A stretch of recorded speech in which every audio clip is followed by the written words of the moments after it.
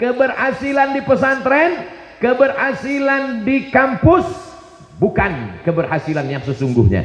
Keberhasilan yang sesungguhnya adalah di tengah masyarakat. Ingat, berapa banyak orang yang tidak mengenal kampus, tapi di masyarakat mereka berhasil. Mereka lah yang sesungguhnya. Ilmu komunikasi mesti baik, sopan santun, tata krama, budi bahasa. Jangan mentang-mentang pulang dari luar negeri S1, S2, S3, profesor, kalau jalan mendongak ke atas, hujan gerimis masuk ke hidung. Sombong, angkuh. Al-adab fauqal ilmi, adab sopan santun sebelum ilmu pengetahuan. Tapi saya yakin dan percaya adik-adik di husnul khotimah berakhlakul karimah semuanya. Ustaz tahu dari mana? Ini bukan basa-basi, Beb. Ini nyata fakta. Tadi begitu saya keluar dari kantor, apa yang terjadi? Anak-anak santri berebut ngetuk kaca, buka pintu. Ustaz Somad, Ustaz Somad. Artinya apa? Mereka ada care, mereka peduli, mereka hormat, mereka santun. Itu adik-adiknya. Saya heran, kakak-kakaknya mana? Rupanya sudah siap pakai jas sebagai alumni yang luar biasa. Bajunya Masya Allah, tabarakallah. Saya hari ini seperti datang salah kostum rasanya. Tadi malam ketemu Kiai Akhiddin, beliau pakai jubah, pakai imamah. Jadi bayangan saya besok pasti ketemu Kiai pakai jubah imamah. Kalau gitu saya pakai sarung. Ternyata sampai kemari beliau pakai jas. Pelajaran Abdul Somad. Makanya sebelum datang nanya dulu. Komunikasinya mesti baik, mesti didengar, mesti dilihat, mesti ini semua insya Allah adik-adik akan terlatih. Berapa banyak orang ilmunya luar biasa, tapi cara menyampaikannya, cara bergaul dengan masyarakat, ini semua penting. Ustaz Somad tadi cuma cerita sekolah, S1, S2, luar negeri, beasiswa, pulang. Lalu bagaimana dengan jodoh Pak Ustadz? Kalau jodoh tak akan kemana. Betul? Kamu nggak pacaran? Hari gini nggak punya pacaran, apa kata setan?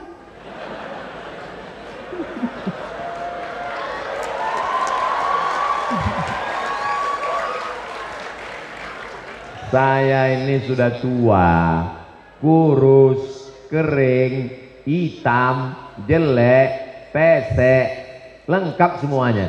Tapi adik-adik boleh lihat di komen-komen. Coba cari komen di Instagram, lihat di komen FB, lihat di komen di YouTube. Apa tulisan di sana? Ustadz, jadikan aku yang kedua. Ini pun juga nanti sebelum diupload tolong dipotong. Bahaya ini nanti. Artinya apa? Yang penting kalian fokus saja sekolah, berhasil dunia akhirat. Jodoh kalian tidak akan mungkin diambil orang lain. Begitu kata Imam Sufyan, begitu kata Imam Al-Hasan Al-Basri. Alimtu anna rizqi la ya'khudhuhu ghairi fatma'anna qalbi. Aku tahu bahwa rezekiku tidak akan mungkin diambil orang, maka hatiku pun menjadi tenang. Tapi kalau bisa, supaya beban pikiran kalian tidak macam-macam, jangan yang jauh-jauh. Kalau bisa yang dari pondok pesantren juga insya Allah. Amin.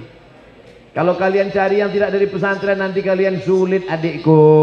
Kalian sukses, sekolahnya luar biasa, ilmunya banyak. Di tempat bekerja kalian ribet, sulit, jerimat, payah. Pulang ke rumah kalian mesti kerja 2 kali. Karena istri kalian rambutnya 3 warna, merah, kuning, kelabu. Gaya rambutnya gaya durian, kebetulan dia anak pang. Tapi kalau kalian pulang mendapatkan yang sakinah mawaddah warahmah, alumni dari pesantren husnul khotimah, pasti husnul khotimah. Jilbabnya panjang, wajahnya teduh.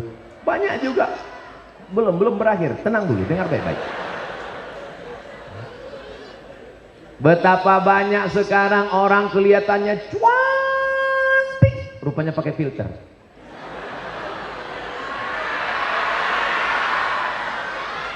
Betapa banyak orang yang kelihatannya dari jauh ayu, Masya Allah, begitu dekat gunung Merapi yang hampir meledak, rupanya make up bedak 3 inci. Masangnya tengah malam, lampu mati. Begitu sampai tempat kondangan, kanan hijau, kiri biru. Pas mau berangkat pergi, hari Ahad, ada walimah, ada nikah, ada pesta, macam-macam, hadir ke hotel.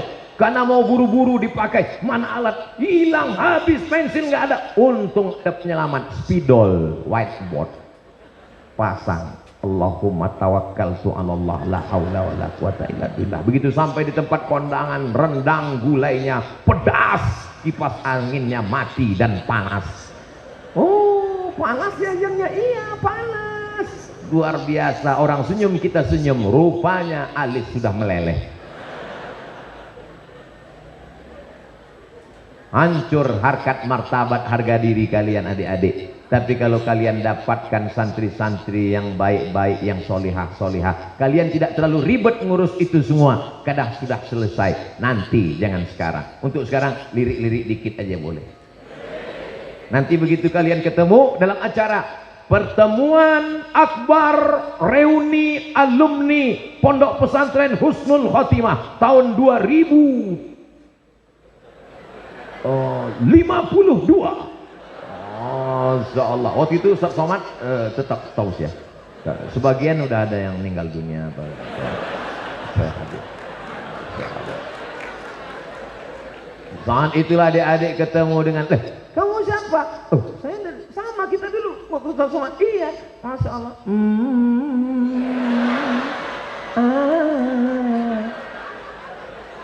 Semua akan indah, so sweet. Tapi nanti ada masanya. Jangan terburu-buru. Kenapa? Karena sesuatu, kita sudah diajarkan al-ajalatu minas syaitan. Terburu-buru itu bagian dari perbuatan setan. Selesaikan pendidikan, selesaikan semuanya. Tapi Ustaz, nanti kalau saya datang apa diterima oleh calon mertua? Jangan datang sendirian. Bawa kiai, bawa Pak Ketua MUI, bawa. Kalau kalian datang sendirian petantang petenteng, mentang-mentang udah sekolah, mentang-mentang berhasil, datang ke rumah calon mertua, assalamualaikum, assalamualaikum, hai guys,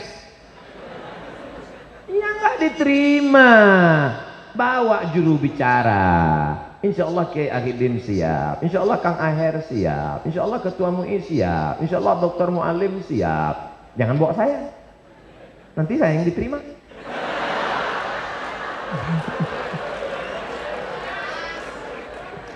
Adik-adikku sekalian yang dimuliakan Allah Subhanahu wa taala, ini penting keseimbangan ini. Dididik di pesantren sudah. Setelah pesantren melanjutkan pendidikan sudah. Yang ketiga, pengabdian di masyarakat, bersinergi. Jangan semuanya jadi ustadz, nanti kena usir. Insya Allah ada, jangan terlalu fokus dia tadi. Kita pindah dulu. Mesti ada di antara adik-adik ini yang jadi gubernur. Amin. Kalau kita ceramah, khutbah, tausiah, tablik akbar, berapi-api Ustaz Somad, tablik akbar di atas mimbar. Mari kita bangun bangsa ini. Mari kita bangkitkan semangat juang. Kita manfaatkan. Ustadznya berapi-api, jamaahnya berair-air di bawah. Tapi kalau kita jadi gubernur, nggak terlalu panjang ngomongnya, cukup dengan tanda tangan pembangunan bangunan kelas pondok pesantren, selesai. Cukup sambutannya pendek aja. Pada kesempatan ini saya merasa tidak perlu berpanjang lebar karena kita akan meresmikan pengguntingan pita. Selesai. Dengan kekuasaan. Ada di antara adik-adik yang akan jadi polisi insya Allah. Amin. Ada di antara adik-adik yang akan jadi tentara insya Allah. Amin. As-salatu khairum minan naum. Jamaah cuma 2 datang. Tapi kalau Kapolda yang azan, as-salatu khairum minan naum, langsung semua Kapolres siap.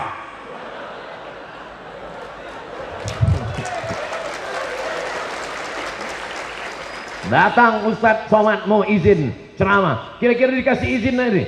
Siapa yang akan ceramah? Ustaz Abdul Somad. Oh, ini guru kami. Izin, beri jalan. Pasang baliho besar-besar. Betul. Jadi tolong agama ini dengan profesi apapun. Kira-kira kalau adik-adik yang ganteng-ganteng, yang gagah, yang perkasa, yang bersih ini masuk tes polisi, tes tentara, lulus apa tidak? Lulus. Apalagi sekarang ada memang jatah untuk penghafal Quran, untuk sukses-sukses, ini luar biasa. Mesti ada di antara adik-adik yang jadi pengacara, lawyer, advokat, pengacara, pembela, lembaga bantuan hukum gratis untuk para alim ulama yang dikriminalisasi. Siapa yang sanggup menolongnya? Saya mau dapat berita ada di antara alumni Husnul Khotimah yang dapat beasiswa S2 hukum dari Universitas Leiden, Belanda. Amin.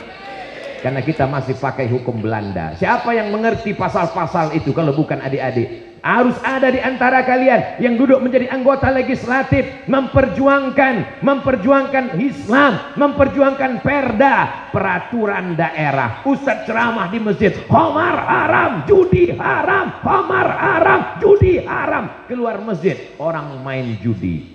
Emang masalah buat lo?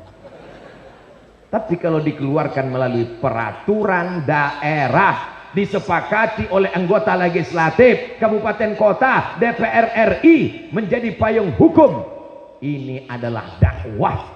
Jadi kalau selama ini Ustaz Somad ceramah hanya sekedar ceramah, marilah kita sabar, serahkan diri pada Allah. Sendal kita hilang, sabar. Helm kita hilang, sabar. Suami dilarikan pelakor, sabar. Ini sudah takdir Allah. Nggak akan ada yang marah. Tapi ketika saya bercerita tentang perbaikan pendidikan, perbaikan politik, perbaikan ekonomi, maka banyak yang terusik. Tapi saya tidak peduli. Selama saya masih bisa tausiah, saya sampaikan. Dikasih izin, saya sampaikan. Nggak dikasih ngomong tablik akbar, saya akan ngomong di medsos. Kalau dihilangkan akun, saya buat akun baru. Kalau nggak boleh ngomong, saya akan menulis. Kalau saya mati, 700 pengganti sudah siap meneriakkan Allah. Adik-adik yang dimuliakan Allah Subhanahu wa taala, tadi pagi sudah tablik akbar, sudah tausiah bersama Bu Yahya. Dalam bayangan saya, tadi malam tablik akbar dihadiri bersama dengan Kiai Akhiddin. Dalam bayangan saya, ini besok kira-kira suara masih bisa keluar enggak ya? Ternyata kalau kita kumpul dengan orang-orang yang auranya itu luar biasa, kita pun jadi semangat lagi. Saya sekarang ini tidak merasa Ustaz Abdul Somad penceramah yang sudah tua. Saya merasa sekarang kelas 6 ini. Lihat adik-adik tadi, Masya Allah, tabarakallah. Tinggal di pesantren, sudah selesai. Lanjutkan S2, S3, insya Allah. Jangan lupa bermasyarakat. Jangan tinggal di Menara Gading. Saya tidak ingin adik-adik menjadi makhluk langit yang meninggalkan bumi. Karena kalian bukan alien. Kalian manusia yang mesti berteman dengan orang, bertetangga dan bersahabat, berkawan. Jangan lupa. Saya sampai hari ini dimanapun saya tausiah, yang mengatur jadwal saya, teman-teman saya. Satu pondok yang sama-sama di Mesir, di Aceh, Ikatan Alumni Timur Tengah. Di Sulawesi, Ikatan Cendekiawan Alumni Timur Tengah. Sahabat-sahabat saya tak pernah memutuskan hubungan dengan sahabat. Dan saya mengenal sahabat, berkenalan dengan sahabat, berkawan dengan sahabat, sampai hari ini. Berteman di Husnul Khotimah, bertetangga di surga Jannatul Firdaus. Amin. Jangan sombong. Suatu ketika saya makan, pas lagi sedang makan, tiba-tiba datang teman waktu di sekolah dulu. Sudah hampir 15 tahun nggak ketemu. Begitu saya lihat, saya ketemu. Loh, kita dulu satu sekolah. Iya. Makan, ayo makan. Makan. Begitu makan, selesai makan, jangan takut, nanti saya yang bayar. Iya. Pas mau bayar ke tempat pembayar kasir, mohon maaf Pak, kenapa? Udah dibayar sama yang di tempat itu. Loh, kan saya yang ngajak tadi. Ini rumah makan punya dia. Saya tanya, ini punya kamu? Iya. Karyawannya berapa? Karyawan saya ada lebih kurang 10 dan sudah saya bawa pergi umroh. Masya Allah. Mobilnya mahal sekali. Tuyulnya berapa? Lalu kemudian ketika bayar saya bilang saya tetap bayar. Oh nggak boleh. Saya nggak mau. Kalau gratis saya nggak akan mampir lagi di sini. Tapi kalau bayar saya akan datang 2-3 kali. Kata dia kalau gitu jalan tengah win-win solution. Bayar setengah harga. Oke. Artinya apa? Pertemanan, persahabatan. Lama cerita-cerita saya tanya, kenapa kamu baik dengan saya? Jawaban dia satu, karena dulu kamu baik dengan saya. Coba kalau dulu saya sombong dengan dia, pasti bayar kan? Kita nggak tahu nasib teman kita itu nanti akan jadi apa di masa akan datang. Ustadz Somad gimana dulu dengan mudabir dengan guru-guru Ustadz? Saya masih ingat guru yang baik-baik. Tidak pernah ada mantan guru. Guru-guru saya temui, saya cium tangannya yang sudah meninggal dunia, saya doakan. Mudabir Ustaz, waktu saya kelas 1, kelas 5, habis sholat maghrib, man du'iya ismuhu fi hadhil waraqah an ya'ti ila qismil lughatil arabiyyah. Habis sholat maghrib, datang batang sapu sebesar jempol gede dikit, sakitnya minta ampun. Ustaz dendam? Enggak, ingat aja dikit.